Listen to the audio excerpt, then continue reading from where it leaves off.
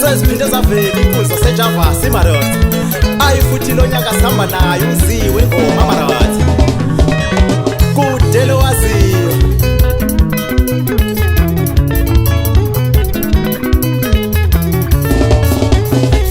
esibuze ngendlebe nesikubone ngamehlo ngempela abantu kuyehluka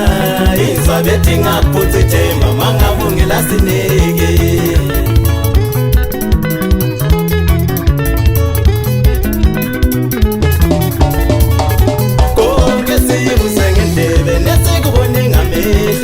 ngempela abantu kuyehluka inzabethi ngaphutha ithemba mangabungela sineke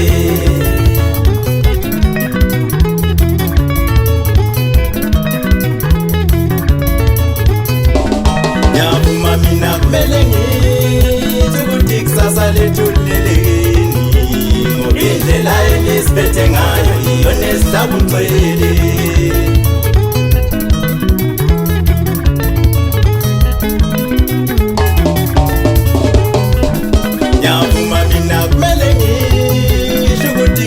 letulile ezandleni zenu ngokindlela enisixhasa ngayo iyo nesidabumxhwele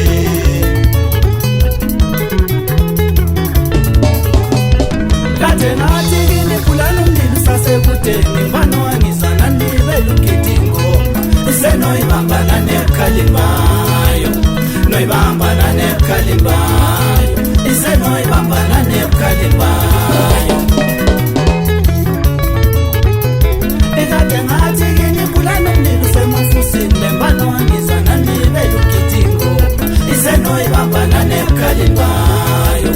noyibambana nebukhalini bayo isenoyibambana nebukhalini bayo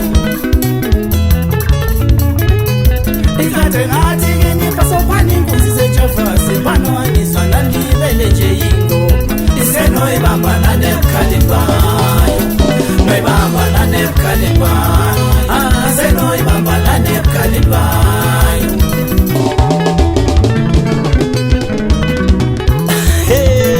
yesi uyabeza ukuthi bathini la sifika khona Marathi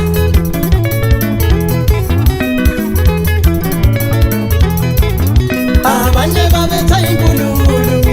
kodwa abanye babetha yamakhwelo sekuyisikhathi sokulibonga nathi abanye babetha inkulumo kodwa abanye babetha yamakhwelo sekuyisikhathi sokulibonga nathi mali mama wanendaba imsakazo yakhe edelotimo sekuyisikhathi sokulibonga nathi esakithi TV imsakazo yakhe edelotimo sekuyisikhathi sokulibonga nathi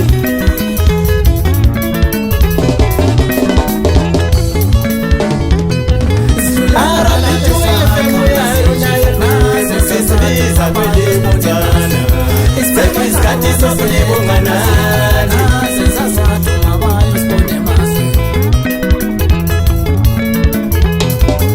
Radio Zimbabwe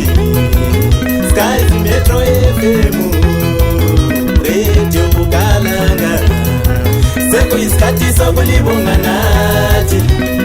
wesa ukuthi sigijima apha mangiphume nawe mfowethu ngithi futhi namhlanje kushafuna imthatsheza nayo mkhaya wami madam fire TK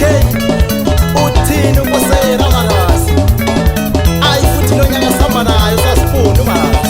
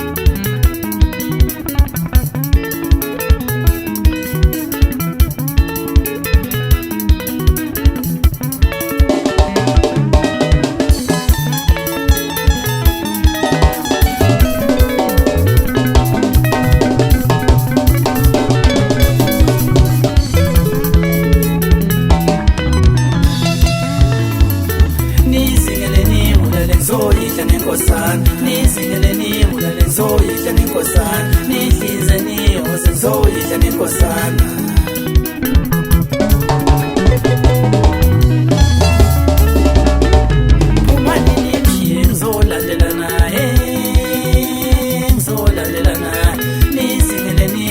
ngizoyidla nenkosana nidlize niyoze ngizoyidla nenkosana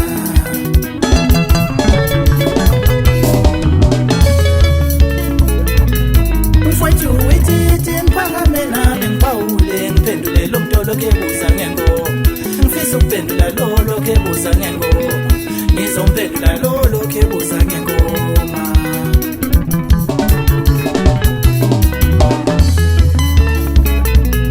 wayenza inkinga mama Momoyo kuma-maternity ward yase-Plumtree District Hospital eZimbabwe ngolwesithathu mhlaka 2 May 1990 ngo-3 ekuseni. Ngithi jabule yafikelwa zinyembezi le ndoda yasentoli yadibana nawe uyolindela esibhedlela esikhulu ePlumtree yathi sisi uyofika uthola umntwana ongumfana igama lakhe nguSibusiso. Ithi le ndoda ziwengoma mfana wami kuyangijabulisa ukudibana nawe usukhule kanje futhi usudume kanje. Ithi ngikunika leli gama nje ngoba ngiyabona zandla zifumbethe zombili kumephethe inyama ngapha amasi ngapha. Ngithi ngikhala ngawe bishop elimathemba amabili uyathandaza ukhotha umuthi njalo nje wena uma uyothandaza uyawucinga umuntu.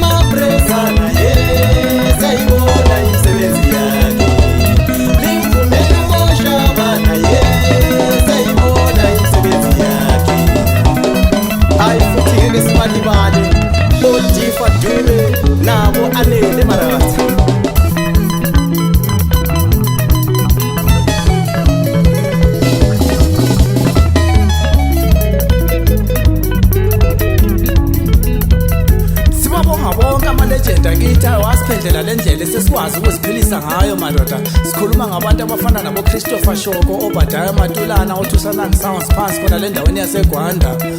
Ujita uDingeno kaNkwedu kubukalanga uTola boSolomoni, Mondrux Malaxi naboTukuye. Basebulu bethu obethu abafundisi. Itsamba tsambani muchebuka ubama kaluma phezu muchuluke tinte mdala wethu yobhathi man.